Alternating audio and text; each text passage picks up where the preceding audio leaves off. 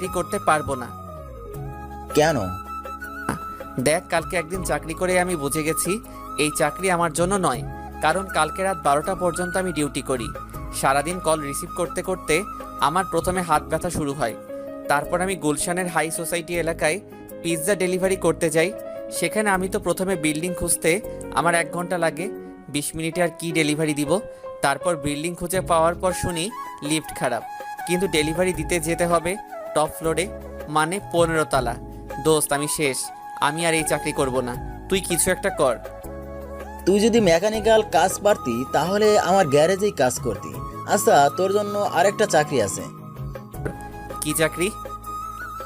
তুই এবার কারো কাছে যাবি না, বরং সবাই তোর কাছে আসবে। এমনকি সব বড় লোকেরা এসে তোর সামনে দাঁড়াবে। তুই অনুমতি না দিলে কেউ ভেতরে যেতে পারবে না। কি চাকরি বল তাড়াতাড়ি। শপিং মলে সিকিউরিটি গার্ড।